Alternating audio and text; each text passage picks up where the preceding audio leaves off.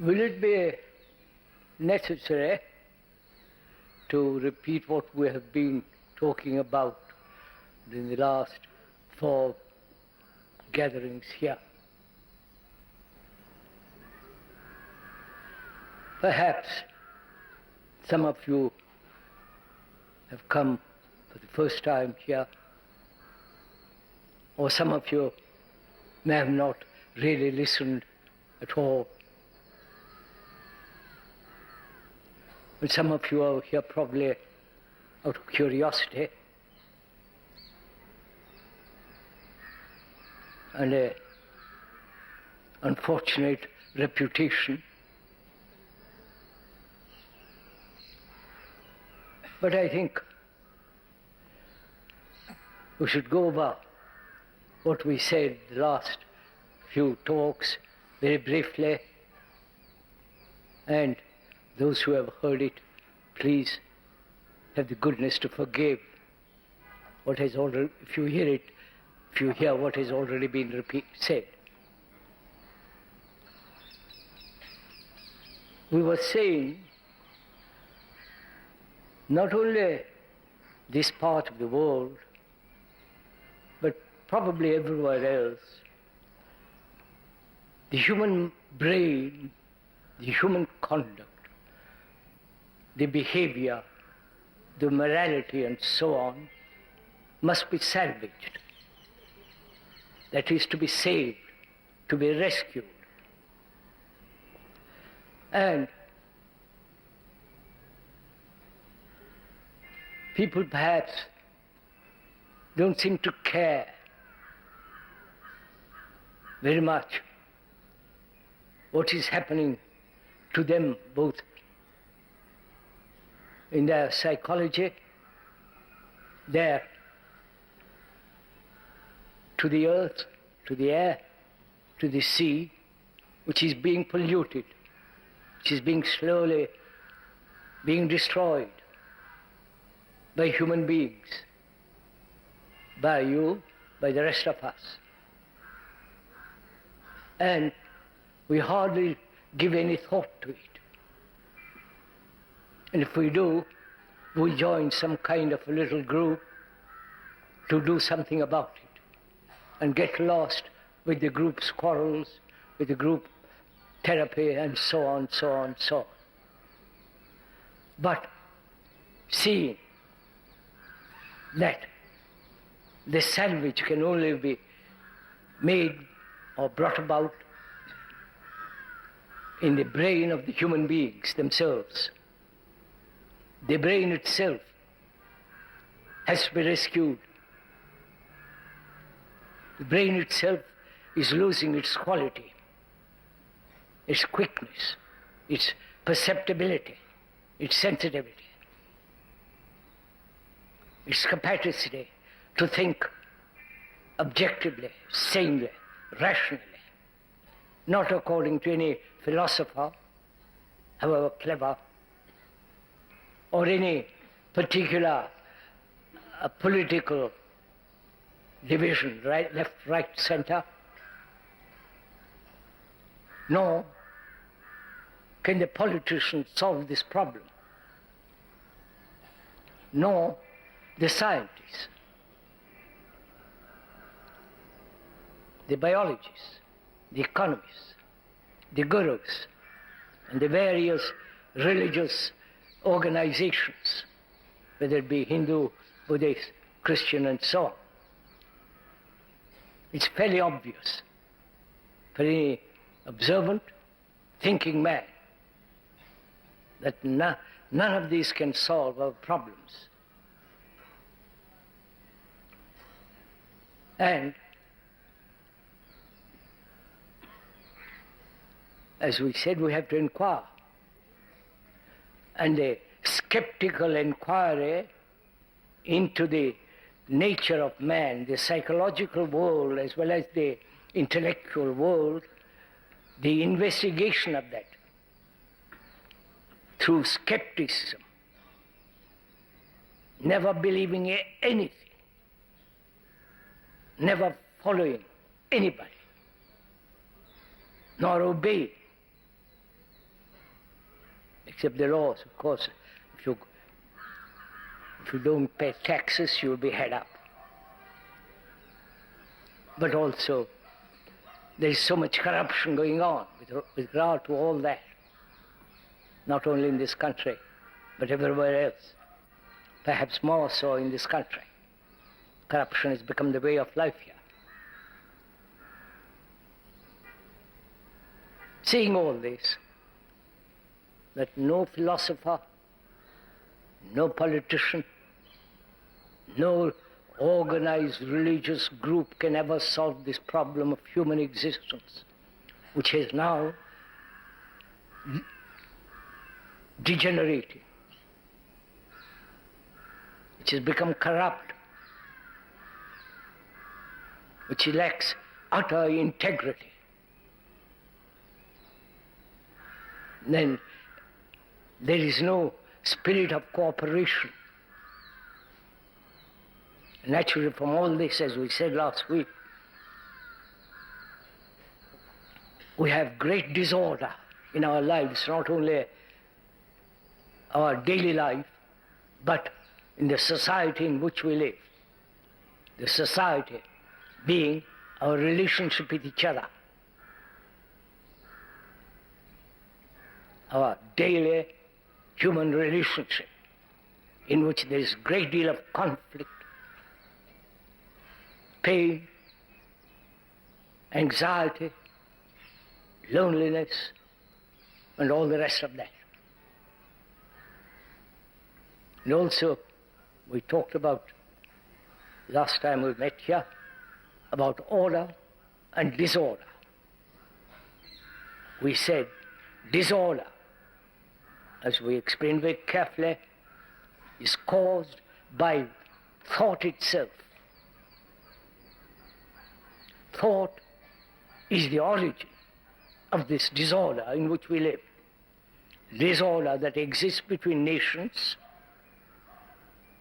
that nations invented, thought out by thought, the division between religions,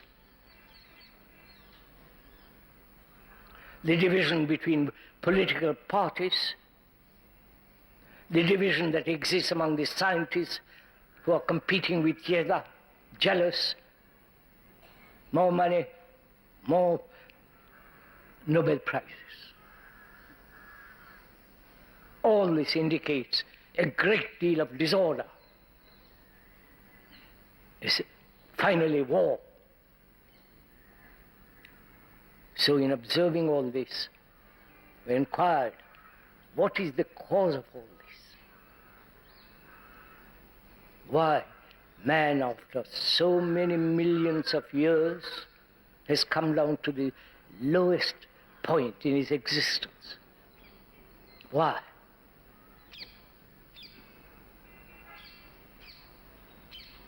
We like to attribute this disorder to some fantastic causes. But actually, this disorder is in our minds, in our brains.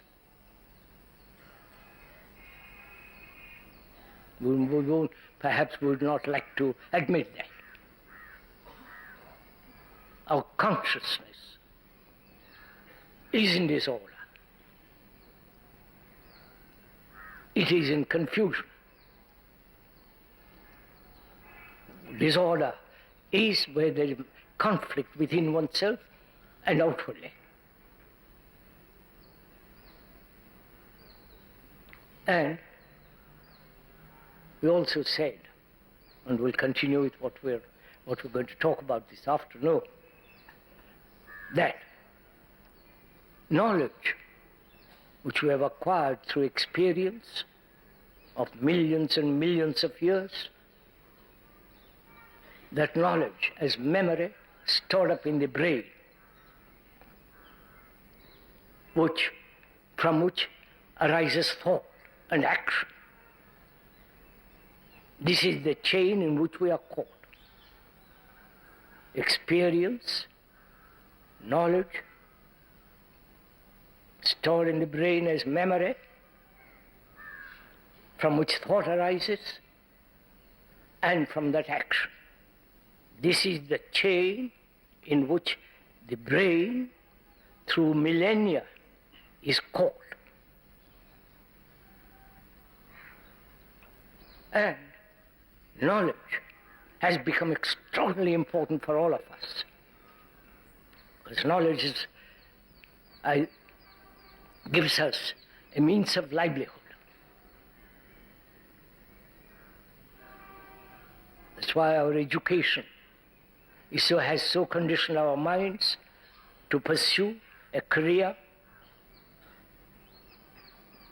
earn a livelihood, skillfully or not, efficiently or not, and survive some way or another. And knowledge, which we so cherish and worship, knowledge which we have acquired from the books, whether religious or technical, knowledge that we have acquired from our own personal experiences, knowledge which has been given to us through tradition, this knowledge that's stored up in our brain is now being transferred to the computer. Please follow all this, if you care to. And let me also, if one may, ask and suggest that we think together, observe these things together. Together, I mean together. The speaker is sitting on a platform, a little bit higher than you because for convenience. But he is not sitting in any state of authority. It's merely for convenience. So, in this inquiry, there is no authority whatsoever.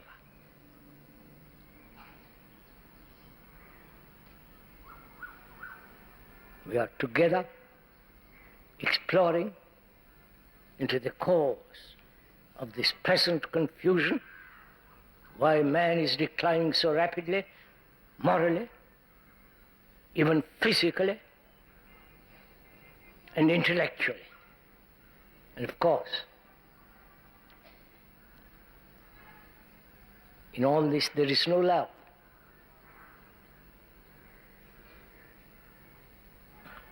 We have relationship, sexual pleasure, all the rest of it. That's not love. Desire is not love. And this confusion, which is brought about by thought. Thought itself is the cause of confusion. We went into that very, very carefully. It's not that the speaker is saying something with which you disagree or agree, but you can investigate it for yourself and test it.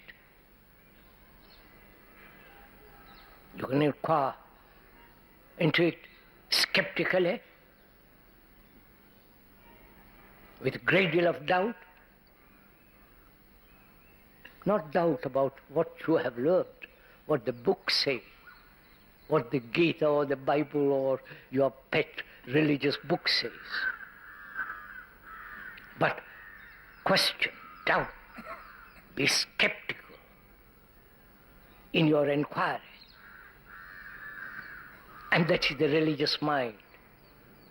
The mind that is capable of being skeptical in its investigation.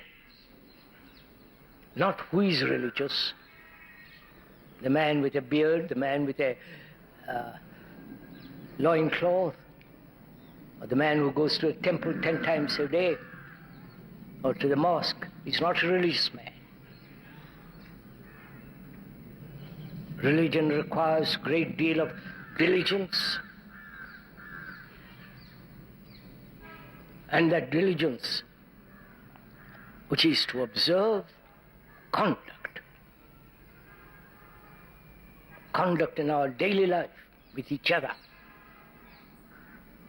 which has nothing whatever to do with any philosophy, with any religion. They talk about it, but actually in our lives, in our daily, confusing, unhappy life,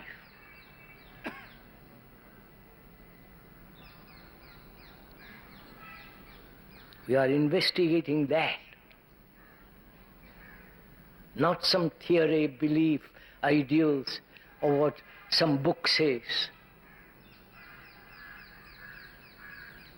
So together we are going this evening, as all the previous evenings, together, walk the same path, same road, take the same journey, so that we understand communication is necessary through words.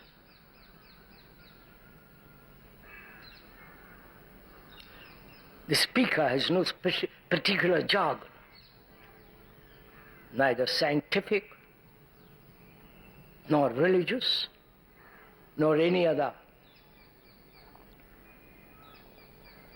words except simple, ordinary, daily words spoken in English.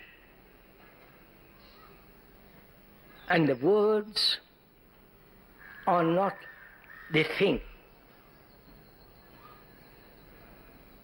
Your wife or your husband, the word husband, the wife is not the person. So in inquiring, we must be very, very careful about words, knowing that the word is never the thing, knowing explanations are not the actualities.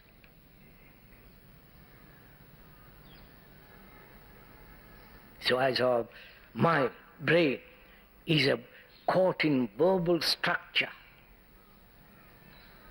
because to us words means great deal. To be called a Muslim means a great deal to a Muslim, or to a Hindu, or to a Buddhist, or to a communist. If you call him a fascist, he will be very, very upset. But the communist is a fascist. So one must be extremely alert that in investigation we are not investigating the words, or in the process of examination there is no abstraction as an idea, but actual observation, what's going on. So that our mind, our brain is active, not sluggish, with words, with conclusions, with beliefs. So together we are going to the whole question, why knowledge, intellectual, knowledge through experience, knowledge which we have acquired through tradition, whether that very knowledge, please listen, I'm questioning, I'm not saying it yet, I'm exploring,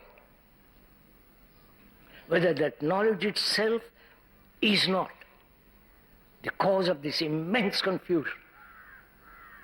Not knowledge about the Gita, about the Upanishads, or any of those books. Books are not sacred. Printed word is not sacred, but you can attribute to that book what you like. So, please, one may again point out, we are observing together, examining together, being aware that word explanation is not the actuality. So, this knowledge that we have acquired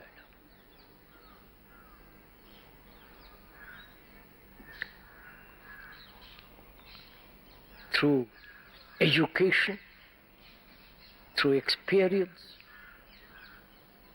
through the past generation upon generations. This knowledge may be, please listen carefully, may be the cause of our disaster. Because we are burdened with the past. Knowledge is always the past. And that knowledge, being the past, is incomplete. And that knowledge being incomplete, and action then being incomplete, that action must inevitably create confusion, fragmentation. Where there is fragmentation, there must be not only conflict but confusion, like nations fragmented, like religious groups fragmented, beliefs divide man, ideals divide man. All these are fragmentations, and therefore there must inevitably be conflict, and therefore confusion. So we are inquiring together whether knowledge is not the cause, which is thought. Thought is not the cause of this tremendous decay of man. Thought, as we said, has created extraordinary things. The whole technological world.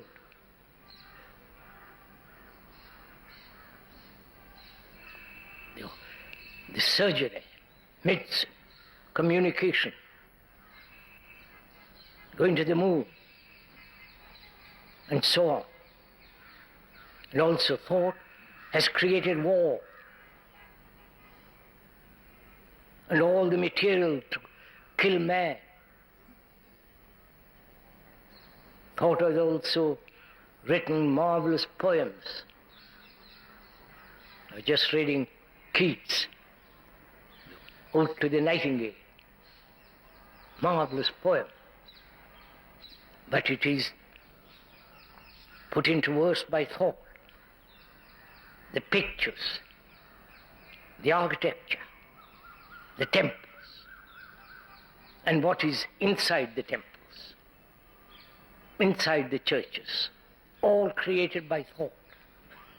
So thought in the world, in the physical world, at certain areas, has brought benefit to man.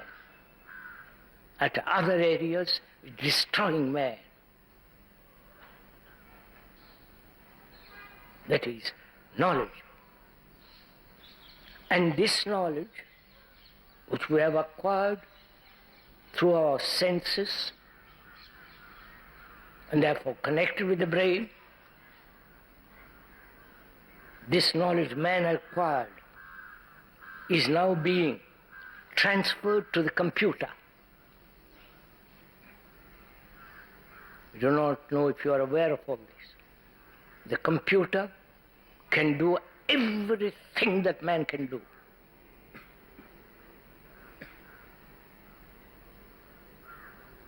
It can learn. It has been programmed as our brain is programmed. To be a Catholic, to be a Protestant, to be a Hindu, to be a Buddhist. You understand all this? Of course, if you pay, your brain is programmed. Whether you like it or not, you have to observe it. Otherwise, you won't call yourself Hindu or a communist. Your brain has been cultivated through time, and through that, and time, which is the acquisition of experience, knowledge, and so on, that brain has been programmed has been conditioned to respond according to certain reactions. This is inevitable. That brain is now being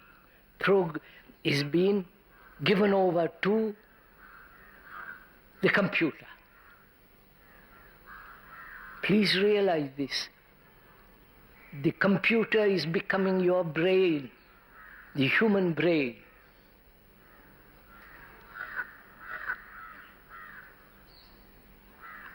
The computer plus the robot are already operating in manufacturing things, like cars.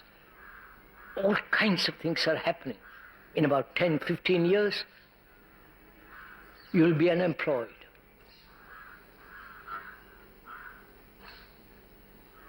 You have to face all this. Society is going to be turned upside down. It's coming. Whether you like it or not, and you're at your door.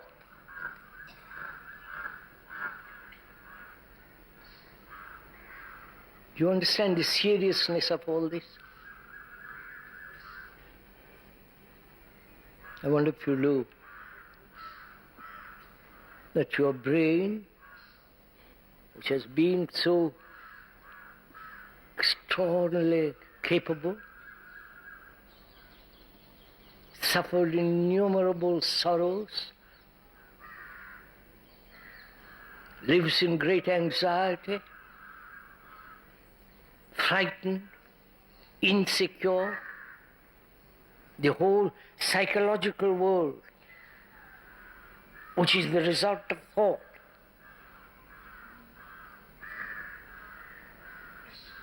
That thought, with all its knowledge, is being transferred to the computer and the robot. So man, then what is he? Do you understand my question? If the computer can do everything that you can, your brain can, which is it can learn, it can correct itself, it can foresee what much more than human beings can. Its responses are instantaneous because it's programmed that way. Then, what is man? You understand all this? The computers say, I believe in God. Oh, you people laugh. You don't see this seriousness of all this happening to all of us. The computer can compose a poem.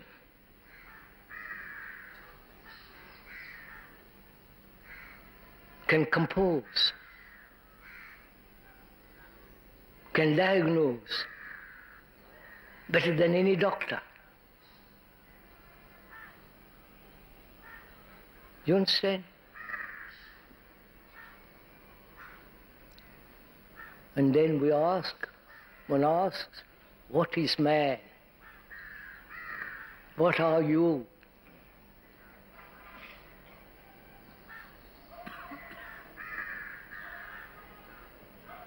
If the machine can do everything even better than you, what are you?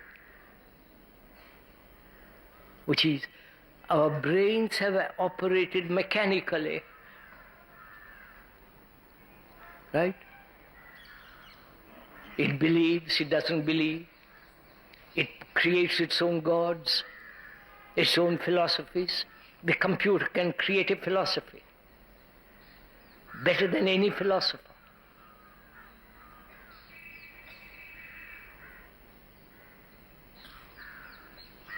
So, what have we left? You understand my question? If the machine can take over everything that man can do, and do it still better than us,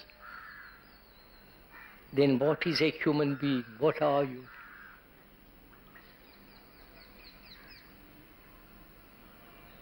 your belief in God, the machine has a belief in God. It'll do rituals better than you can do.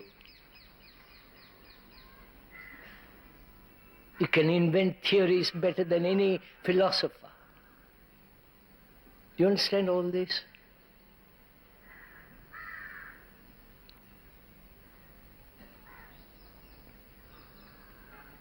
So what have we left? What we have left is our psychology, our psychological world. You understand? Our sorrow, our fears, our pleasures, our anxieties, our immense loneliness. You understand all this? That's what we are going to be left with.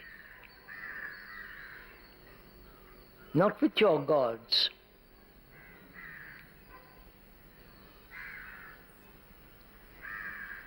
The gods have been invented by man, by thought. You have shaped gods according to your desires, your fears. So computers can do all that. So what we are going to be left with is time.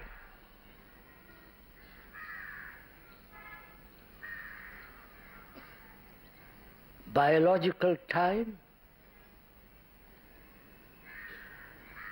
psychological time, and time as day and night. That's what we're going to be left with. Time. And biologically, time is necessary. That's part of the genes, where it is. Genes also probably is computerized in time, to have time to grow physically. And you have psychological time. That is hope, the future, the burden of the past, the anxiety,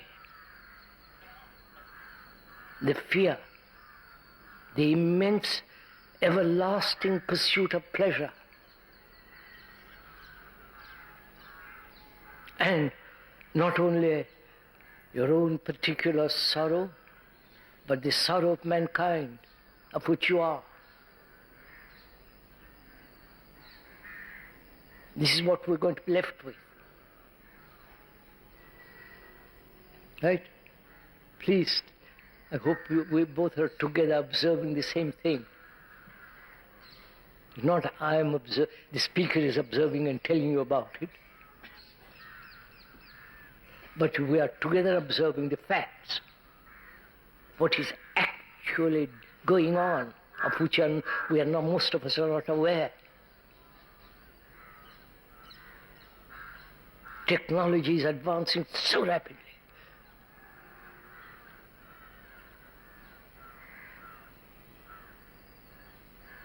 And everything that we human beings are doing now, going to the office from 9 to 5 or for the next 50 years, and the education that's being given to students, you understand? All that's going to be taken over. For God's sake, realize.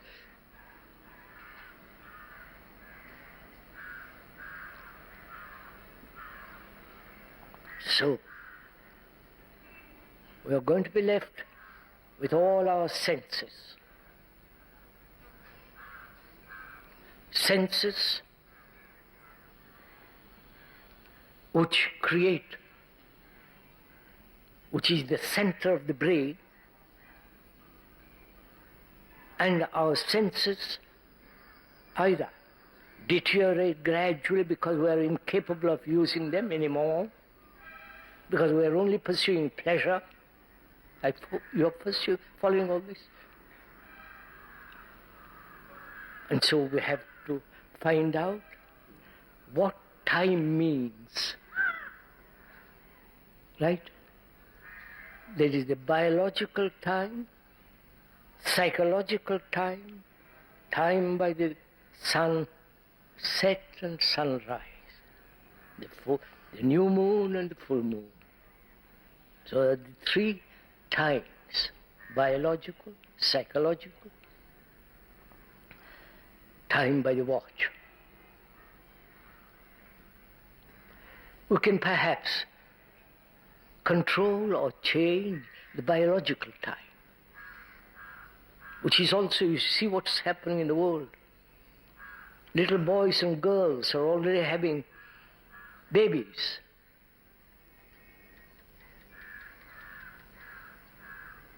Deformed, because their wombs are small. I don't know what you're all doing. This is happening, sirs.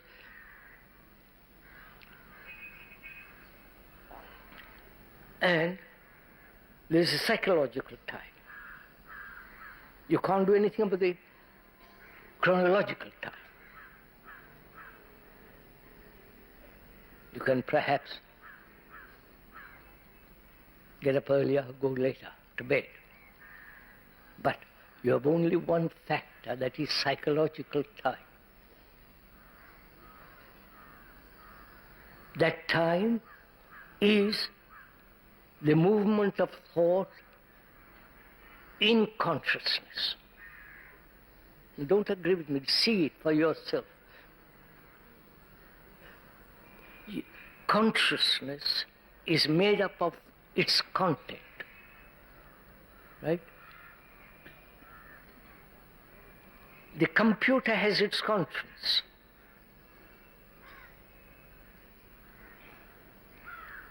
Because it's programmed to think this way, that way, answer rapidly and so on, which is what our consciousness is. I wonder if you see all the implications of it. Our consciousness, which is the accumulated beliefs, the accumulated confusions, the accumulated problems, the beliefs, the superstitions, the fears, the nationalities, the ideals, being left, politically left, center, right, all that is our consciousness, which is the computer is. You realize? So, what are we going to do with our life? You understand? Either because we have time, leisure, and all the trouble which we take now to go to factories, work, computer and the robot are going to take over. Then what is man going to do? Either you're going to pursue entertainment, which is pleasure, you understand? The religious pleasures, entertainment, Tirupati, Rome, cathedrals, temples. Either you enter into the whole area of entertainment, and perhaps that's what's going to happen. Because we have lived on entertainment. Entertainment from books. If you are inclined to be a philosophic mind, books, being entertained in philosophy. If you are entertained by Gita, Upanishads, Bible, you go in for that entertainment. Or you're being entertained by rituals, the mass, the temple worship, all that's going on. which is all entertainment. Or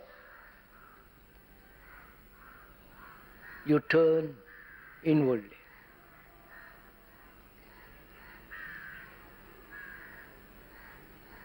You understand? That's the only things we have left. Entertainment or deep inquiry into oneself.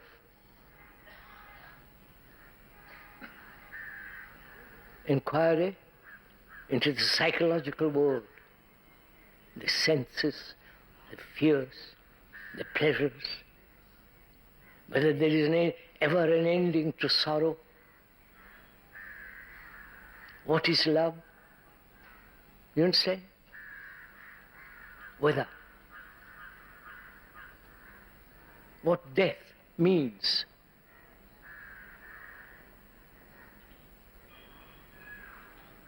Because the computer will say, I believe in hereafter.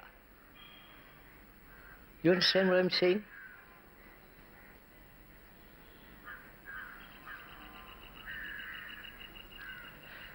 So together, let's go inward.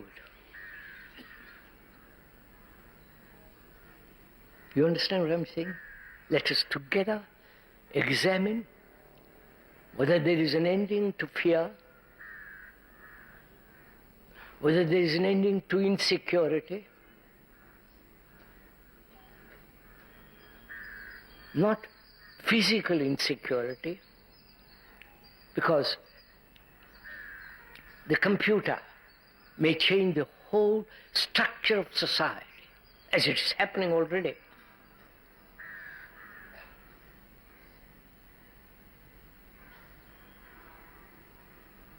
So we have only two things left to us: entertainment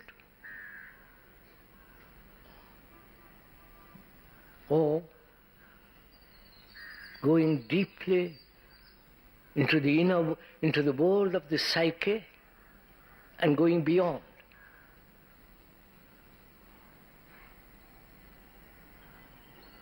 The scientists are also becoming entertainers.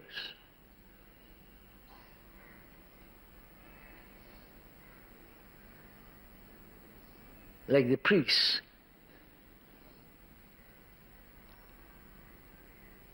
So you cannot possibly depend on scientists to salvage our inward state, nor the psychologist, nor the priest. There is nobody that can help us except our own observation. Which doesn't mean that we become more and more selfish.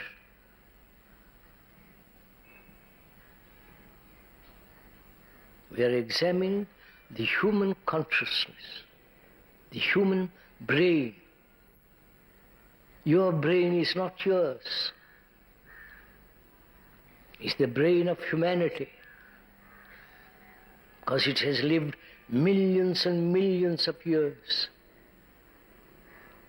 So in examining, investigating through skeptical exploration, we are examining not to become more mischievous, more ugly, more inwardly despicable, crooked, corrupt. We are examining so that the brain, with all its activity taken over by computer, then we are investigating nature, whether thought, which has created the psyche, whether that thought, which is time, can stop. You understand? Please follow. Thought is time. Right? Thought is the result of memory. Memory is knowledge, experience, stored in the brain. Therefore, it is a movement. Thought is a movement of time. Right? And we are going to inquire very, very deeply whether there is a stop to time.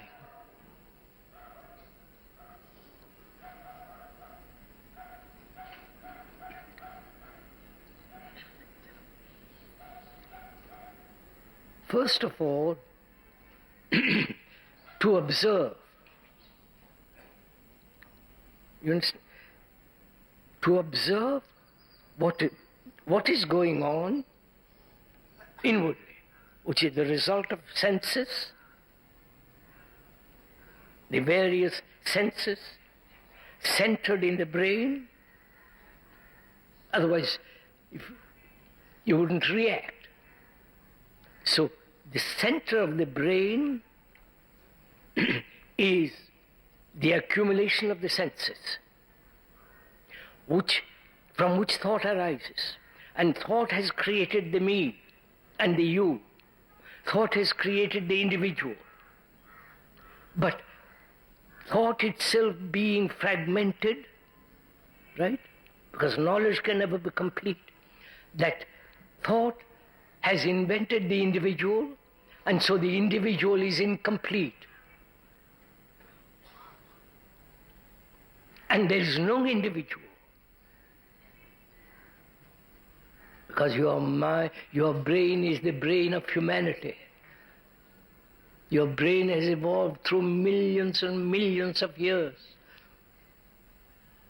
Therefore, you are not an individual. That's the first thing to realize. It's illogical. It's not something invented by the speaker. You can see it for yourself if you examine it. So the idea that investigating this psyche, you are becoming more and more selfish, or you're going to be saved. This is not an individual salvation. It's the salvation of the human being, not you, Mr. Smith, or Mr. Rao, or Mr. whatever your name is, sorry, including myself.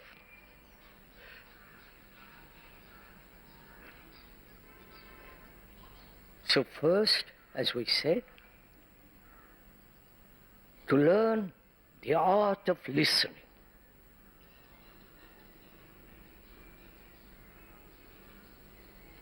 Listening to yourself, never distorting what you listen to. Right? That is, are you listening now?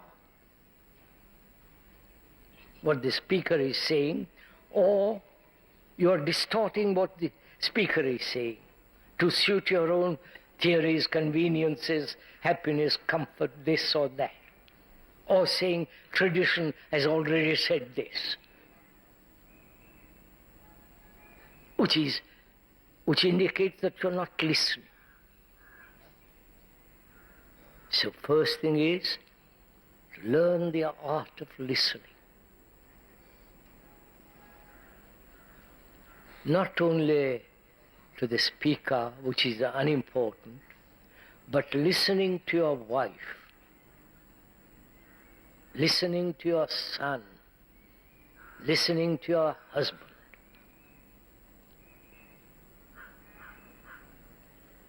And you cannot listen if you have an image about him or her, a conclusion about him or her.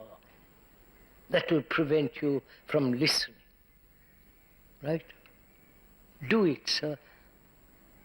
If you listen that way, your brain becomes extraordinarily sensitive, alert, active, which is not now.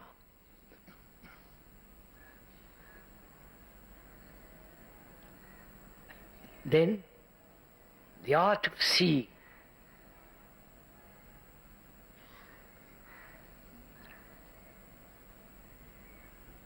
The seeing without the word. You understand? to see something like a flower and not name it. Because the word prevents you from seeing. You understand what? Come on, move, sir.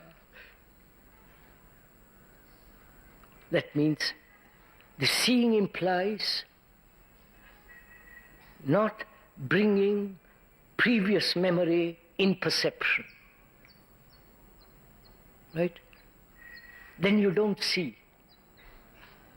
If you want to see your wife or your husband as they actually are, do you want to see your wife or your husband actually?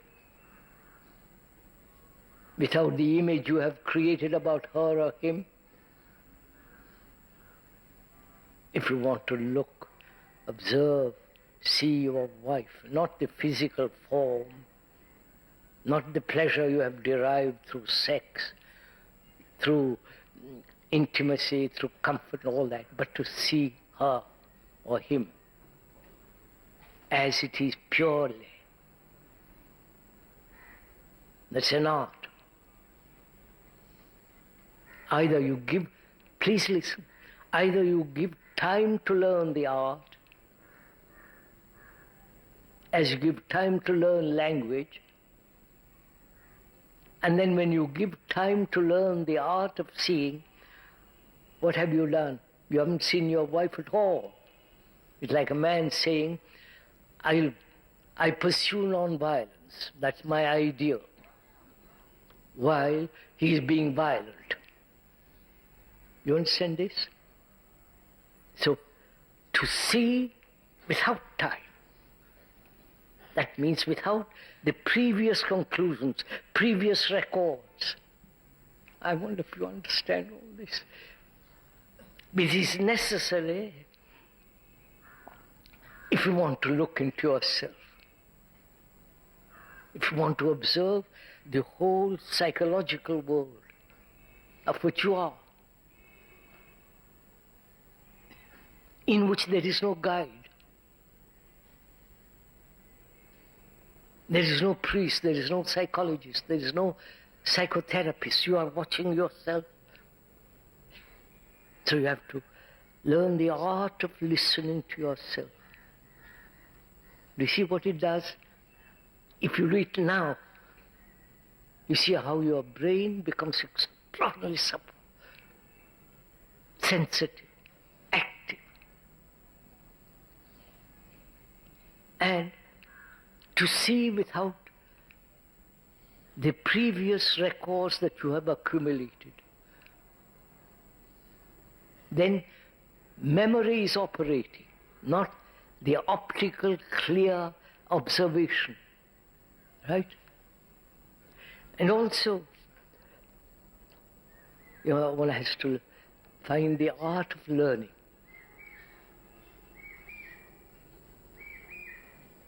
Learning, as we know it now, is merely accumulating knowledge, which is mechanical.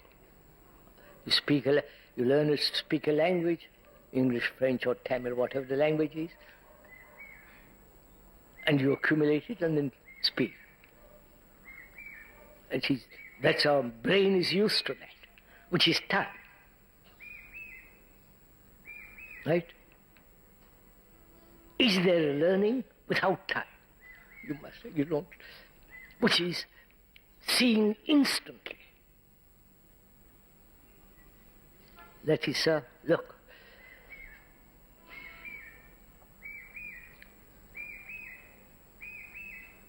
Man is violent, probably inherited from the animal and so on. Let's go into the cause of it for the moment, because each person will say the cause is different and we'll get lost in the disputation of various causes. But we are violent. Human beings are violent. Now, when you say I will become non-violent, you are learning to become something. Right? See, sir, please see what you're doing. You are learning through time to become. Right? Right? That is, your whole conditioning psychologically is to become something.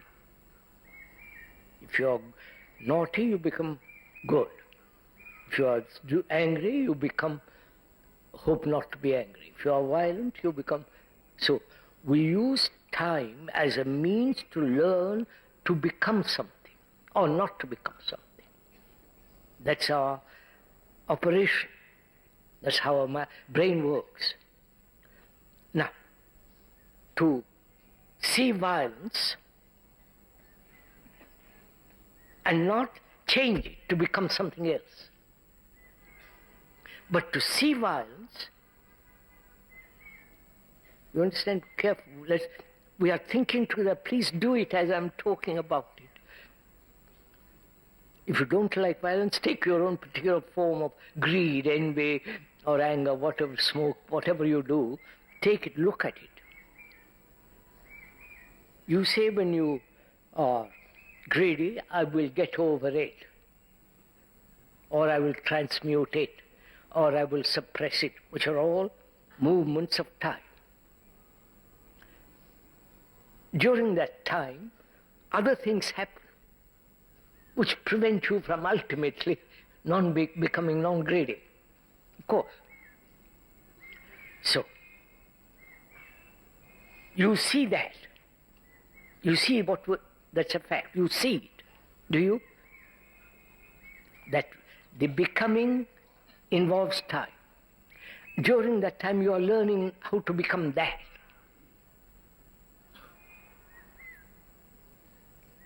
Which is you are being computerized or programmed to become that. I wonder if you see that. Whereas there is a different way of learning, which is you are observing yourself. If you observe yourself and you have learnt something about yourself, and with that from that learning you observe, you're not observing yourself. You understand the difference? Are you coming with me? That is, if I'm watching my greed, and I say I must not be greedy, because that's my brain has been conditioned or been told religiously and all that blah, not to be greedy. So I say I will learn not to be greedy,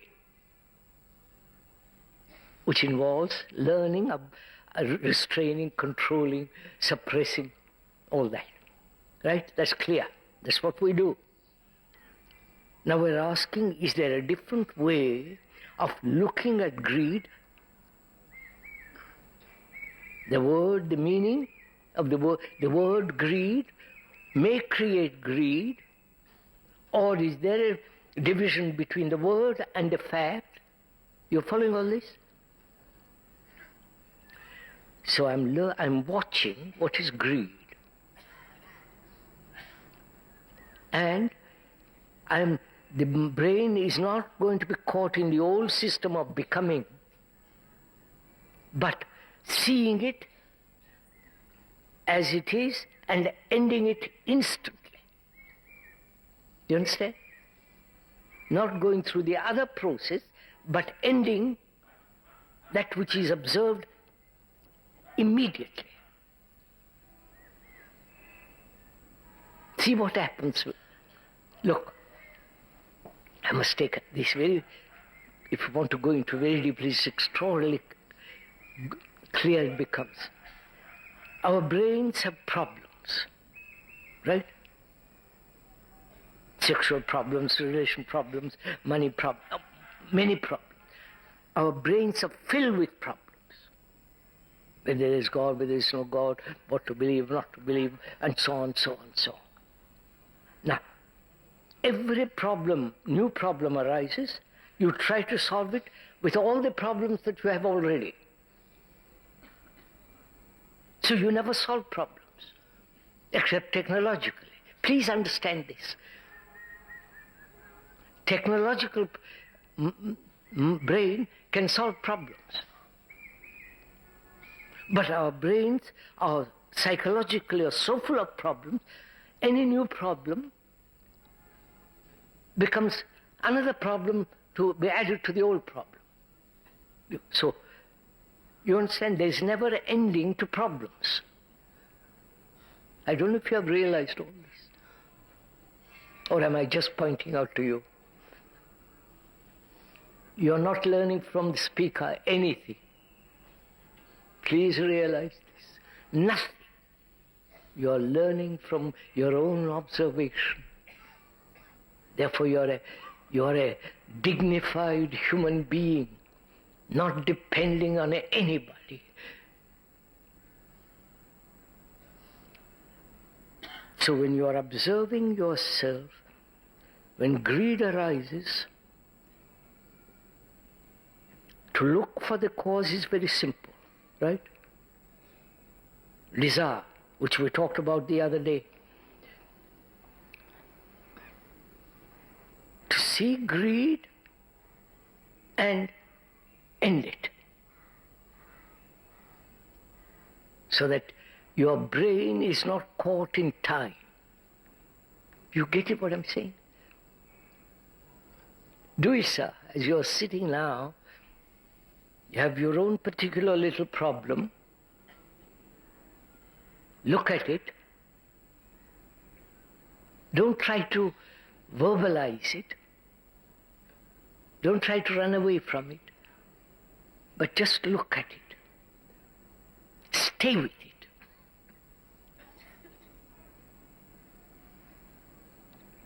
The moment you try to change it, you follow?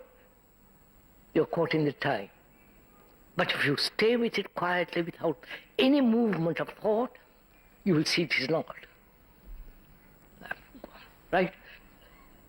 So, there is the art of listening, the art of seeing, the art of learning.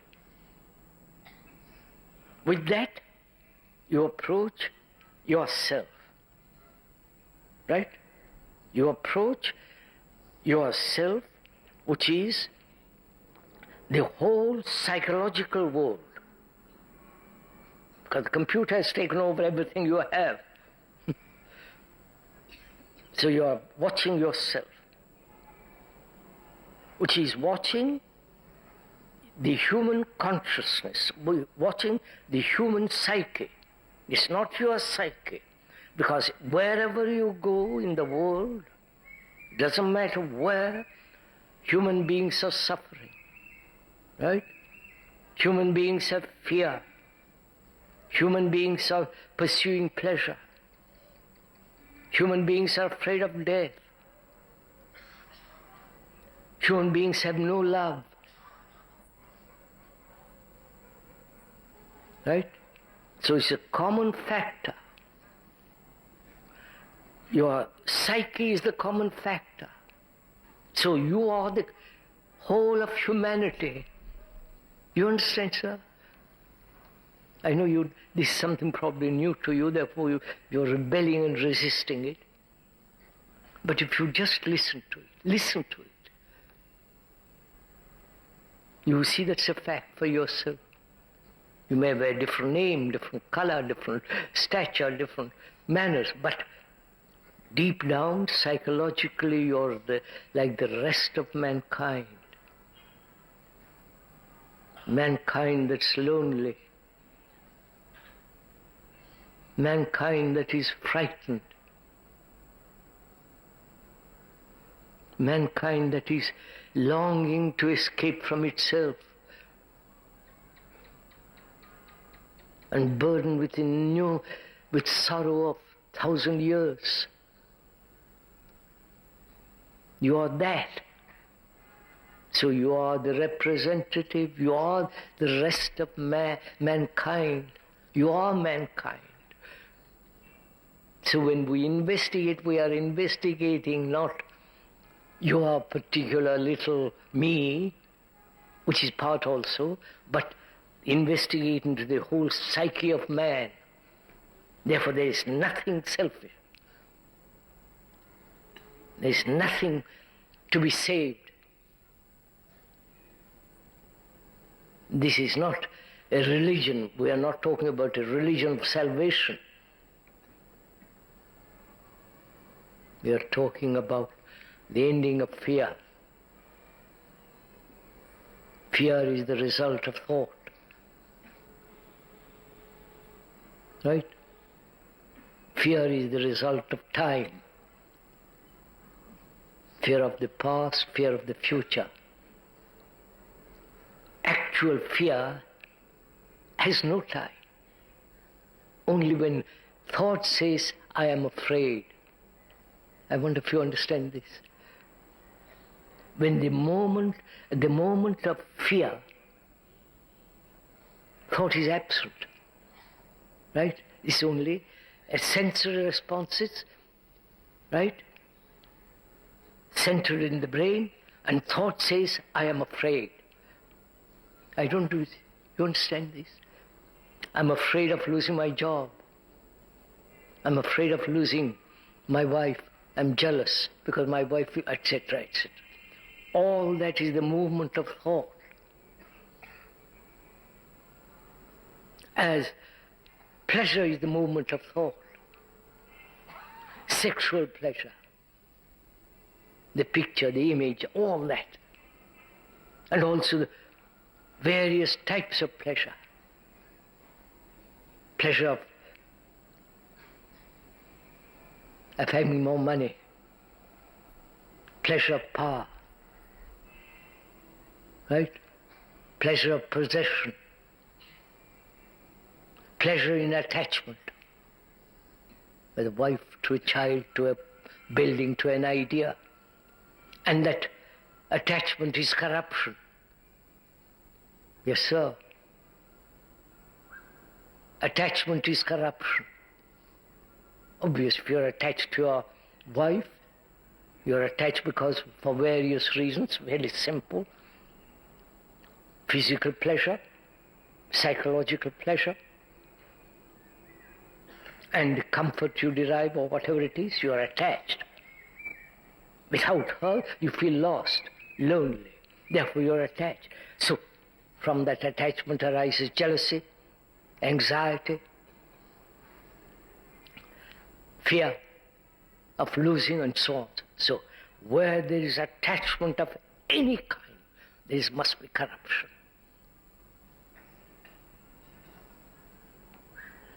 Right? So, do you see it? The truth of it? Do you see the fact of it? Then end it.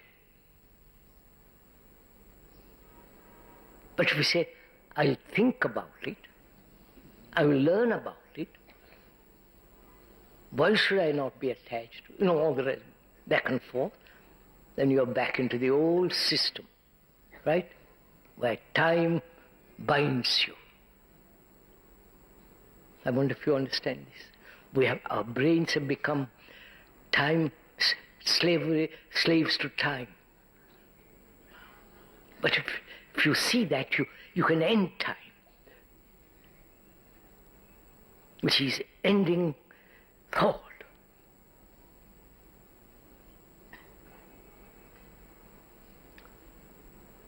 But before we go into much deeper things, this you must clear. Embrace a psyche that is not afraid, that has no fear, that isn't everlastingly pursuing pleasure in different forms. Possession, power, siddhis, becoming an ascetic, controlling oneself, all the various forms of pleasure. To look at it, to see what it is. It is not a pleasure when you see a sunset, beauty. But it becomes pleasure when thought says, I must have it again, I must go there again. You understand all this? So see it and do it instantly.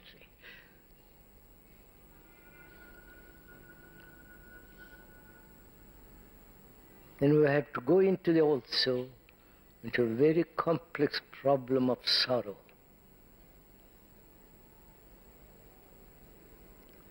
Whether sorrow can ever end. Because if it does not end, there is no passion. Passion is totally different from lust, from desire, from pleasure. And we have lost that passion. Probably we've never had it. Passion, which has its own intelligence and therefore its own action.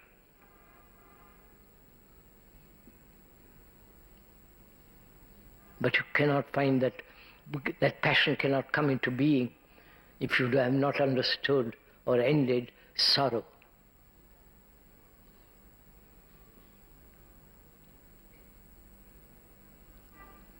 And we'll go into that briefly perhaps tomorrow, and also find out what is a religious mind. It's only the religious mind that creates a new culture, not machines, not the politician, not the economists, not the scientists or the gurus.